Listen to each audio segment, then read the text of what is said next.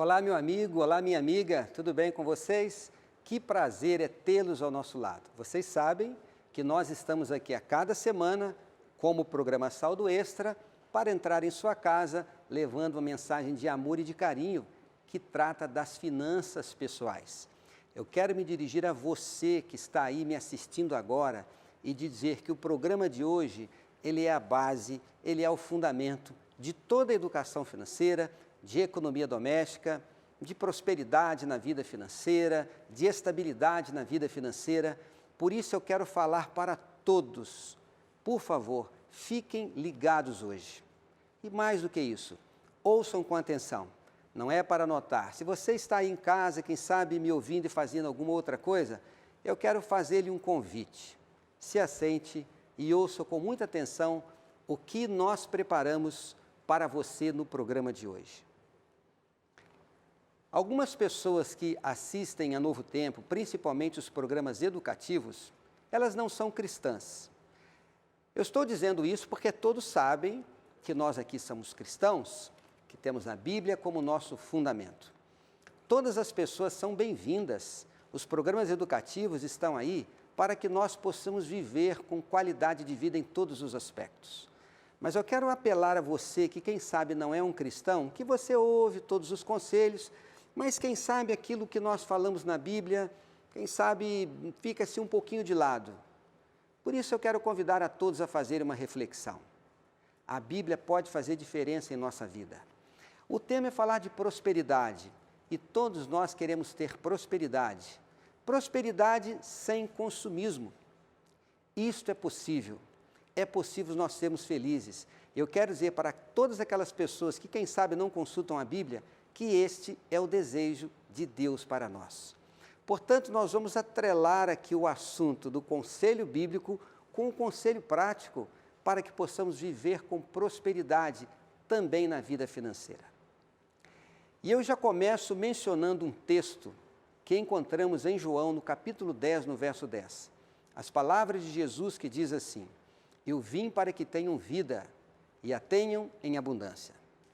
Essas palavras de Jesus têm um profundo significado espiritual. Jesus veio para que, através de sua graça, tenhamos amor, paz e esperança.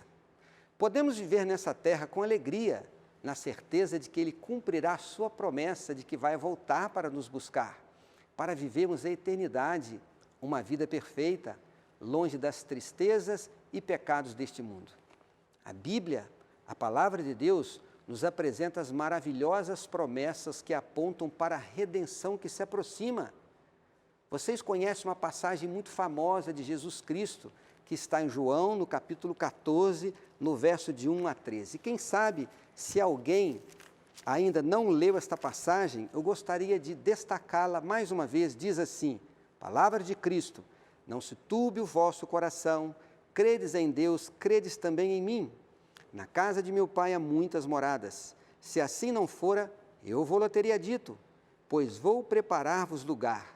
E quando eu for e vos preparar lugar, voltarei e vos receberei para mim mesmo, para que onde eu estou, estejais vós também. Estas palavras foram ditas por Jesus. Se a Bíblia falou que ele viria a primeira vez e ele veio, é claro que a promessa bíblica também vai se cumprir com a segunda volta de Jesus. O que torna ainda mais relevante é que essa promessa foi feita pelo próprio Cristo. Agora, esta abundância que Jesus se referiu lá no texto que nós lemos de João, ela também se aplica na vida de todo fiel seguidor de Cristo através dos frutos do Espírito, conforme descrito nas palavras do apóstolo Paulo que encontramos no livro de Gálatas, no capítulo 5, nos versos 22 a 23. Ele fala que os frutos do Espírito são o amor, a paz, a alegria, bondade, benignidade. Notem que estas são apenas algumas das muitas virtudes que fartamente estarão na vida daquele que bebe da água que Jesus oferece, a sua palavra. Ele declarou: aquele que beber da água que eu lhe der, tornar-se-á uma fonte a jorrar. As palavras que encontramos no Evangelho de João, no capítulo 4, no verso 14. Portanto, podemos sim produzir uma abundância dos frutos do Espírito onde quer que nós estivermos, desde que nos mantenhamos ligados a Jesus Cristo. Podemos acrescentar ainda suas palavras que encontramos em João, no capítulo 15, no verso 5. Quem está em mim e eu nele, esse dá muito fruto. Mas cabe aqui hoje uma outra reflexão. Será que esta abundância a que Jesus se refere não se aplicaria também à questão material? Eu afirmo com segurança que sim. Deus deseja o bem-estar e a prosperidade de seus filhos em todos os aspectos, sejam elas espirituais, na saúde, nos relacionamentos, na vida profissional e também na vida material. Se fizermos uma leitura por toda a palavra de Deus, veremos que muitos de seus filhos fiéis tiveram grande prosperidade em sua vida material.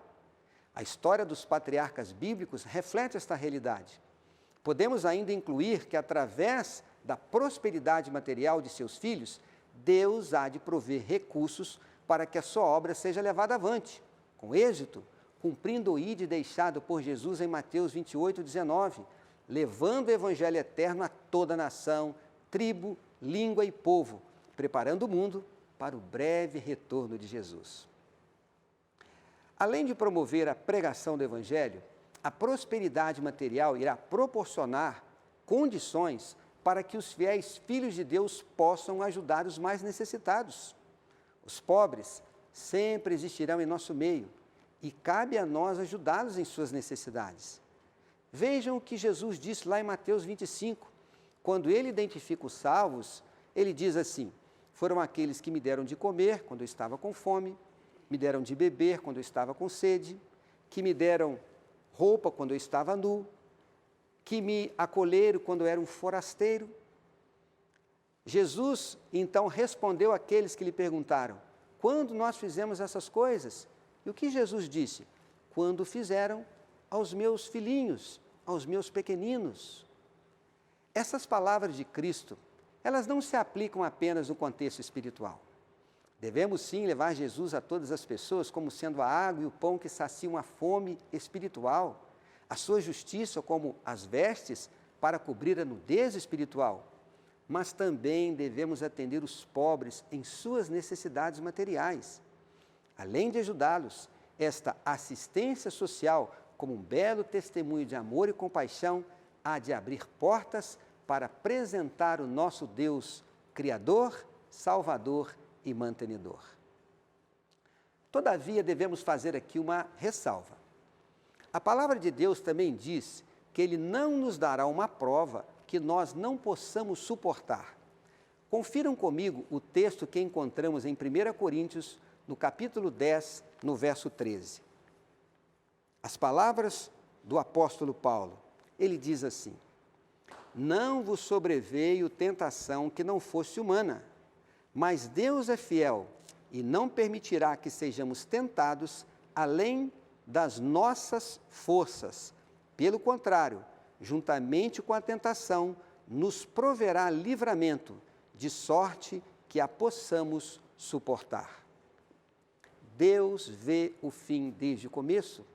Ele sabe todas as coisas e quer o melhor para nós. Se em algum momento a prosperidade material se tornar um empecilho para que nós sejamos fiéis a Ele, certamente não teremos a prosperidade que, quem sabe, seja que nós gostaríamos de ter. Em muitas situações, a prosperidade material pode não ser uma bênção, mas uma maldição. Infelizmente, vivemos em um mundo onde as pessoas estão em busca do ser e do ter. Lamentavelmente, as pessoas mais admiradas são aquelas que possuem muitos títulos, as celebridades e as mais ricas. Por conta desta busca desenfreada por ter cada vez mais, as pessoas passam o tempo todo ocupadas. As relações interpessoais são deixadas de lado. Isto sem contar que muitos dão as costas para a religião ou buscam uma religião que se enquadre com seu estilo de vida. As pessoas movidas por esse sentimento de ter nunca estão satisfeitas. Sempre querem algo mais. Um carro mais novo, um carro importado, um apartamento na praia, joias raras, viajar pelo mundo, roupas de grife e por aí vai. Não há limites para os desejos da carne.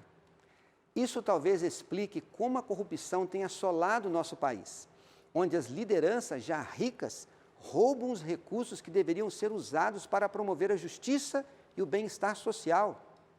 E só há uma explicação para isto: é o eu ocupando o lugar de onde deveria estar Deus. O pecado cega, e quando isto acontece, as paixões carnais prevalecem. É fácil criticar a atitude dos corruptos, mas como cristãos, temos que entender que podemos nós, em nossa pequena esfera de ação, vir a cometer os mesmos erros, apenas com uma abrangência um pouco menor. Ceder à tentação de fazer um negócio sem emissão de uma nota fiscal, seja como fornecedor, prestador de serviço ou consumidor, é errado. Ceder à tentação de omitir uma informação em uma declaração de imposto de renda para pagar menos ou restituir mais, nos leva para o mesmo caminho dos corruptos. Portanto, cabe agora uma reflexão pessoal sobre nossas mais pequenas atitudes. Não existe nenhum pecado em ter muito dinheiro, muitas posses e ser rico. O que a palavra de Deus condena é o amor ao dinheiro, não a posse dele. Ouça o conselho que encontramos agora na carta de 1 Timóteo, no capítulo 6, no verso 10.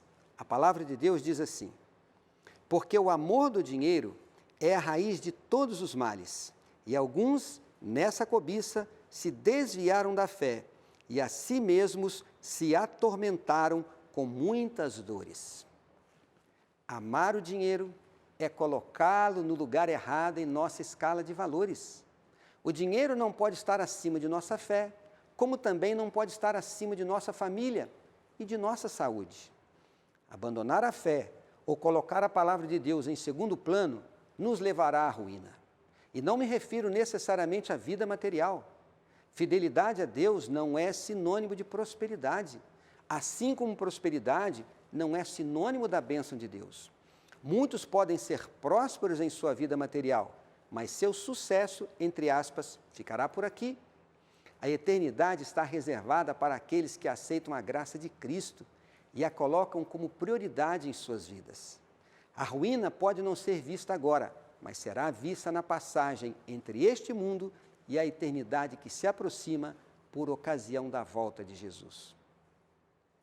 De igual modo, é errado colocar o dinheiro acima da família. Muitos filhos crescem à mercê dos pais, porque esses não têm tempo e passam a vida na busca do ter. Muitos perdem sua saúde prematuramente, de igual modo, por negligenciar os princípios básicos de saúde, por não terem tempo para se cuidarem. A busca de uma vida material estável, equilibrada, passa por esta breve reflexão. Ter uma vida próspera materialmente não irá compensar o fracasso de um casamento, da educação dos filhos e tampouco o naufrágio da fé. A prosperidade material pode ser uma meta na vida de qualquer pessoa, desde que esteja no lugar certo. A grande estratégia do inimigo de Deus tem sido levar o ser humano a ficar ocupado o tempo todo, focado em uma vida cada vez mais consumista. Vivemos em uma sociedade que se transforma rapidamente, com o advento de mais bens de consumo e o avanço tecnológico. A moda dita o ritmo do consumo no mundo dos vestuários e seus acessórios. A evolução tecnológica, atrelada ao princípio da obsolescência, faz com que nossos carros, celulares, computadores, TVs, eletrodomésticos e muitos outros itens de consumo, de prazer ou conforto, envelheçam rapidamente ou simplesmente se tornem obsoletos, precisando ser trocados. E então vem a necessidade de trabalhar mais, ficar mais ocupados, ganhar mais, fazer mais dívidas e, consequentemente, consumir mais. Imagine a vida há 40 anos atrás. Como as crianças brincavam?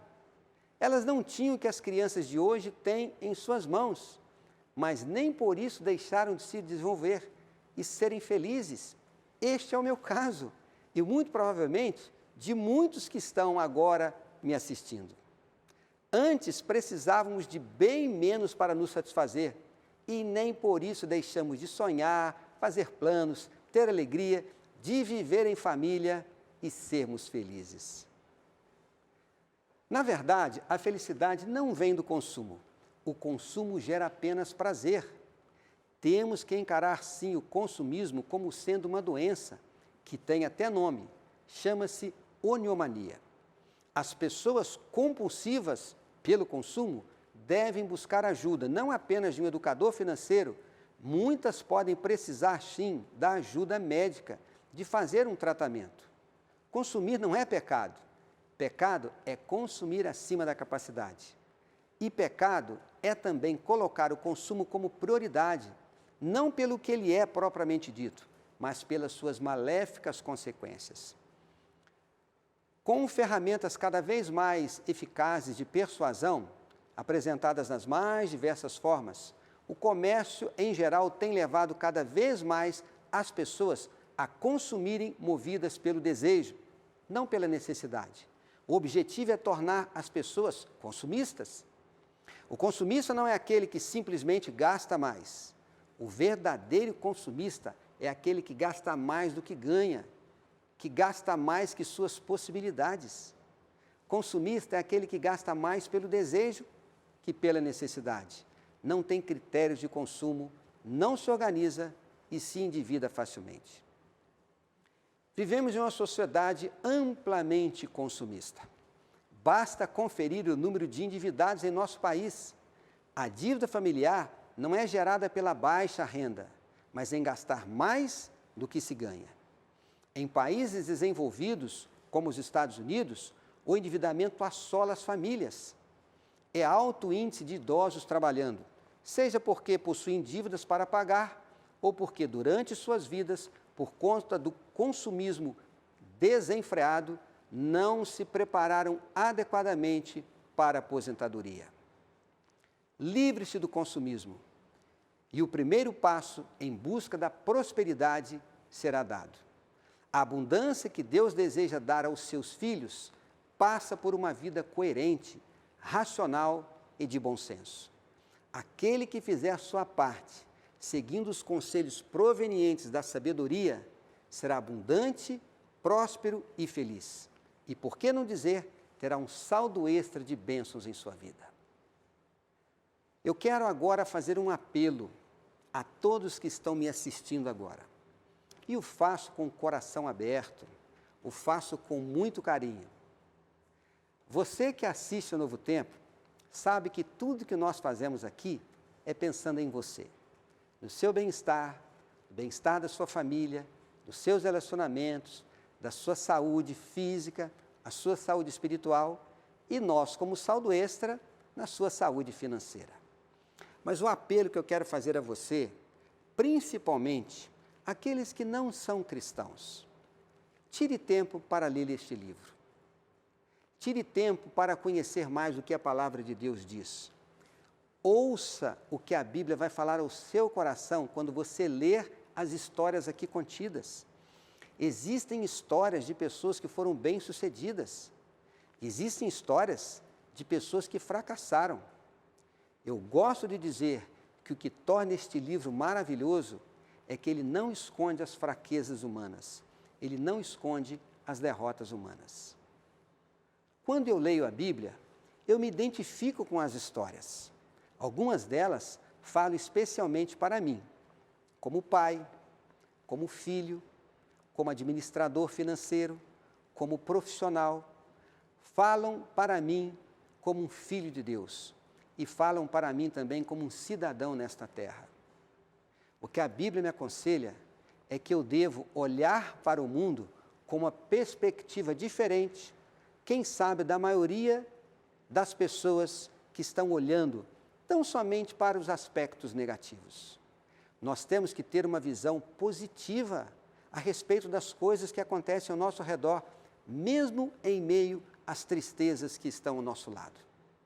Por acaso, no dia de hoje, quando eu estava vindo para cá, eu me distraí e bati na traseira de um carro. E eu fiquei num momento muito triste. Parei o carro, entreguei o meu cartão para a pessoa que estava ao lado, nós combinamos de nos falar e eu vou cumprir a minha responsabilidade. Mas quando eu cheguei aqui na Novo Tempo, que eu estacionei o meu carro, eu fiz uma oração a Deus. em vez de ser um carro, poderia ser uma criança. E talvez eu nem pudesse vir hoje para estar gravando esse programa para vocês. As coisas ruins que acontecem em nossa vida nos trazem lições também, mesmo quando vem a pior delas, que é a perda de um ente querido.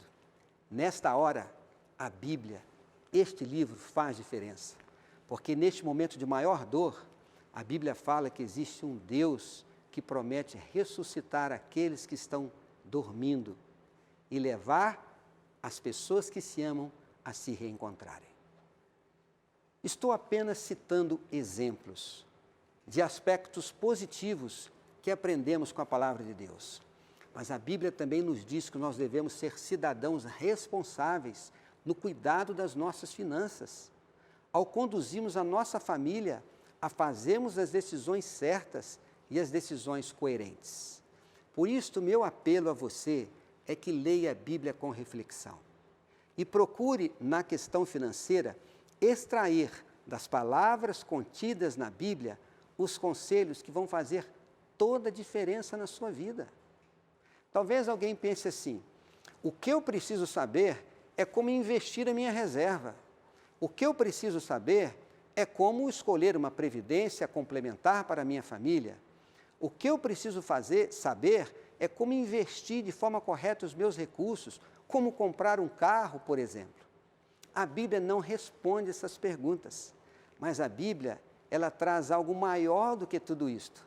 Ela diz, por exemplo, aonde deve estar o dinheiro em nossa escala de valores, aonde ele deve estar em nossa vida e como nós devemos tratar dele. O tema dinheiro, ele está presente amplamente na Bíblia.